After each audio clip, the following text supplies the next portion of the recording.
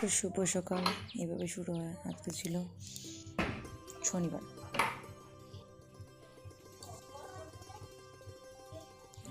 তো শনিবার দিন আমি জানলার পাশে উঠি, দেখে গেলাম বাইরের দৃশ্য, আর ওটি আমার শুরু হয় এই শতব্যস্তের কাজ। তো উঠেই আমি সকালবেলা স্থগিতি করেছিলাম, আর এই ছিল আমার ঠাকুর ঘর। তো এখন কেউ উঠেনি, নিদ্রা এখনো জাগানো হয়নি। স্থগিতি করে এবার বেরিয়ে পড়লাম বাইরের দৃশ্য। তো বাইরে উঠে শাশুড়ি মা ওঠেনি, আর উঠে দেখি আজ ওয়েদারটা বেশ ঠান্ডা ঠান্ডা লাগছিল।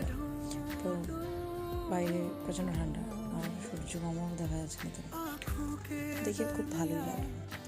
তারপরে উঠে ওই গাছের সুপারিগুলো এখন ঝরে পড়ে গেছে, একটাই গাছ আছে, বাকি গাছগুলো কেটে নিয়েছে।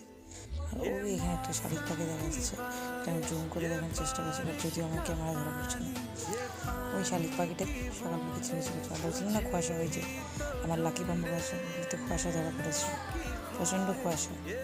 আর এইখানে ছিল একটা ছোট্ট কুড়ি ফুল, কিন্তু এটা ফুল পরে মনে হচ্ছে না, ঠান্ডায় ফুটতে ইচ্ছে হয়। আর এর পাশেই দেখতে পেলাম আমি আরেকটা গাছে এই যে ফুলটা, মানে বলো না অনেক গাছে বড় হয়ে যায় ফোটে না, আর একটা ছোট্ট কুড়ি তার মধ্যে ওটা ফোটার চেষ্টা হয়।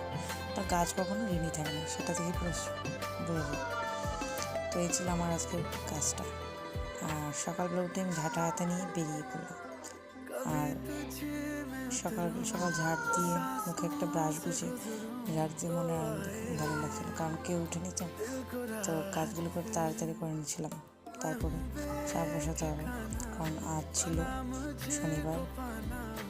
বাড়িতে এমনিতে আমাদের বাড়িতে ছোটো একটা দোকান আছে হোমিওপ্যাথি, তো রোগীরা চলে আসবে, মানুষজন চলে আসবে, এই জন্য সকাল সকাল ঝাড় দিয়ে আমি কাজগুলো করে নিচ্ছিলাম, বাসা কাজগুলো।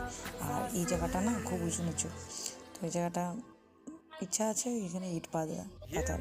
এবার বর্ষার আসার আগে দেখি কী করা যায়। তারপরে আমি এই উঠোনটা ঝাড় দিয়েছি, যদিও আমাদের উঠোনটা তেমন একটা ভালো না, উঠোনটা ঝাড় দিয়ে নিচ্ছিলাম। উঠোনটা ঝাড় দিয়ে নিয়ে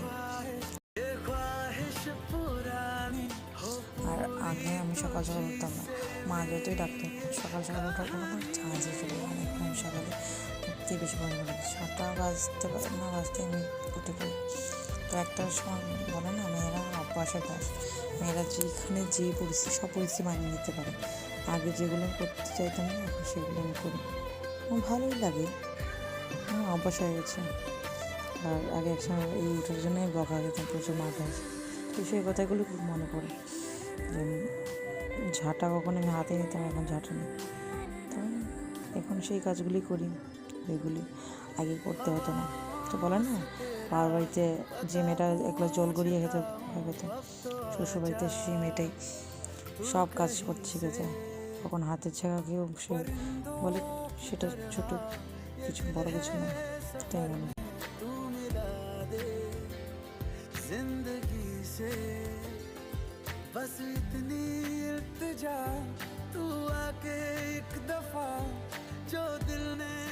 তারপর আমি কলের পর থেকে ব্রাশ করছিলাম, আর ওই কুয়াশায় যদিও আমার ক্যামেরাটা তো ক্লিয়ারলি দেখা যাচ্ছে না, তো ঝাড় দিয়ে ব্রাশ করতে করতে আমার অনেক কথাগুলি মনে হচ্ছে যাক ইমোশনাল হয়ে গেল। এই কথাগুলি যখন আমি বলি আমার মানে ইমোশনাল হয়ে যায়। তো ব্রাশ করতে করতে তারপরে আমি হঠাৎ মনে করি যে চা বসাতে হবে, কারণ চা না খেলে ঠিক সকালে কাজটা এগোয় না।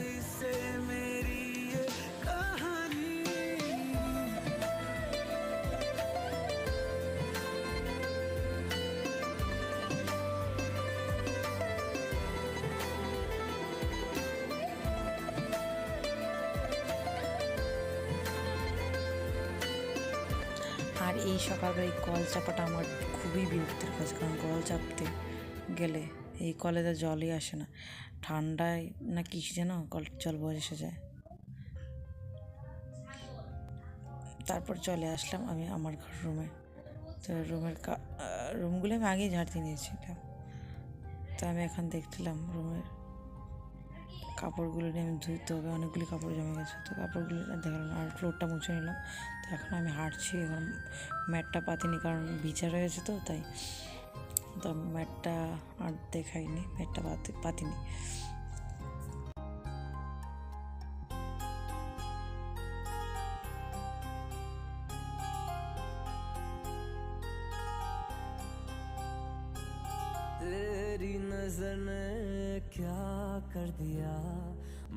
আর এখানে তারা বাপ বেটি ঘুমোচ্ছে, এখনো উঠে।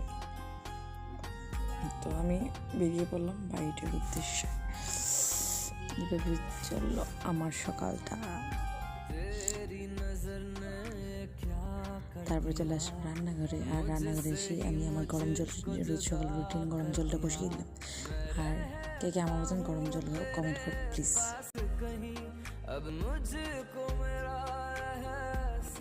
আর এই কটা চাল আমি রাতে ভিজিয়ে রেখেছিলাম, সকালে চিতল পিঠা করবো বলে।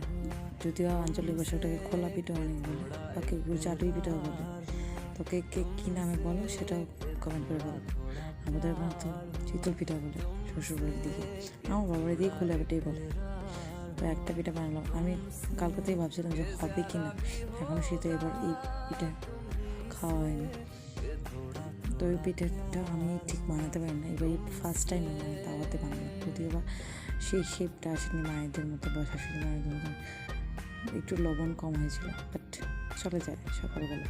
তো সকালবেলা এই ছিল আমাদের টিফিন, চা। যদিও বা চা অল্পই মগে আমি খেয়ে নিয়েছি। আর আমি মগে খেতেই পছন্দ করি, আমার একটু সকালবেলা চাটা বেশি না হলে ঠিক জমে না। আর পিঠাটা খেয়ে দেখলাম বেশ ভালোই। তারপর সকালে রান্না করে আমি আমার মেয়েকে খাবার দিলাম। আর ও কার্টুন দেখে দেখে খাবার, আর আমি ভিডিও করতে পেরেছি, ও ধরতে পেরে গেছে। আচ্ছা, আর আমার দিকে তাকাচ্ছে, আমি না ভিডিও করছি না। তারপরে চলে আসলাম এখানে আমিও রান্না করতে। আর এখানে আজ রান্না করছি আমি চন্দনা শুটকি দিয়ে লাউ দিয়ে, সেটা আমার খুব ফেভারিট আর আমার বড়োর পছন্দ রেসিপি। এটা কে কে খাওয়া বলো। আর শুটকি মাছ আমরা মানে যারা পূর্ববঙ্গীয় মানে বাঙাল, তারাও শুটকি মাছ খেতে পছন্দ। আর ত্রিপুরার লোক শুটকি মাছ না খেয়ে থাকতেই পারে না। ত্রিপুরা অনেকেই শুটকি মাছ খেতে পারে। আমার তো এই শুটকি খুবই পছন্দ হয়, শুটকি মাছ হলে আমার ভালো লাগে। তো লাউ দিয়ে শুটকিটা মাছ যদি বা যেমন ধনে পাতা ছিল না, তারপরে খেতে ভালো হয়নি, খুবই ভালো হয়েছে। তারপরে এখানে আমি দিয়ে দিয়েছিলাম এবার শুটকিটা। প্রথমে পেঁয়াজ রসুন সব দিয়ে বসিয়ে নিয়েছি, তারপর দিয়েছিলাম শুটকি। শুটকিটা দিয়ে একটু ঢাকা চাপা দিয়ে রেখে দেবো। তো এভাবে এখন লাউ থেকে জল বেরোবে। আর এবার ঢেকে দিলে লাউটা মজে জল বেরিয়ে তরকারিটা রান্না হয়ে যায়। একটু চুলার আঁচটা একটু কমিয়ে যাবে যাতে আর জল দিতে না হয়। আর এবার দেখেছি ফাইনাল দেওয়া কত জল বেরিয়েছে লাউ থেকে।